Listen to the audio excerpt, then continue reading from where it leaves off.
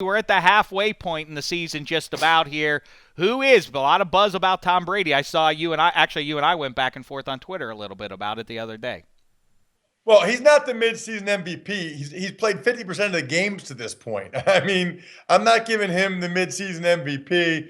It's either, in my mind, Matt Ryan or Derek Carr. Right. They both had virtuoso performances on Sunday.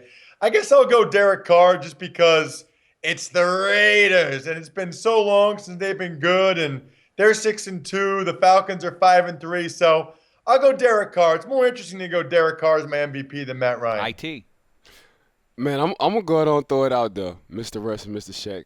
I'm gonna say Ezekiel Elliott. I'm Whoa. gonna say Ezekiel Elliott, and the reason why I'm gonna say because he play offensive line. The reason why I'm gonna say Ezekiel Elliott, you know the game plan for the Cowboys. You know they want to run the ball. You know you got to put 8 in the box. You know right now Dak Prescott is still learning the system. He's not gonna throw as much, and you still can't stop this guy. Still to this day, you can't stop this guy. Yeah, we can talk about the offensive line, man. Of course, they probably have one of the best offensive lines in the game, and I get it. But you know this man going to get the ball between 20 and 25 times, and you still can't stop this young kid. I would say Derek Carr do like Tom Brady, even though he only played 50%. His stats are better than guys who played a whole 9 games It's right now. embarrassing. I know. So right now, though, if I'm gonna go with a guy who been playing the whole season, I'm gonna go with Ezekiel Elliott. I love that what you're saying there. By the way, the comp for him, I'll go Derek Carr. Okay. Ultimately, Ross Tucker. I'm with him on that one. But you're right, and he does need some sort of special historic benchmark to get real MVP consideration. Zeke Elliott. But if he breaks Eric Dickerson's rookie record, if he goes up around 1,900 yards in his, I don't care what story you want to tell about Right. how good the offensive line is or Right. anything else. If he does that, you really do have to look at him as the MVP. He is the game plan. Yeah, like right. you game plan and try to stop the running game.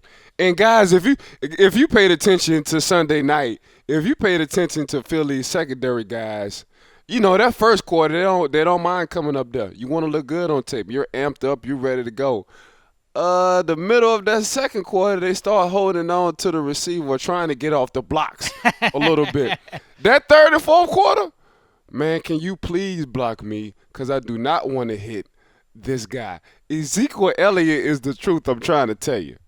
So, dude, look, I love Zeke, but to me, I would split that vote in Dallas 3 ways.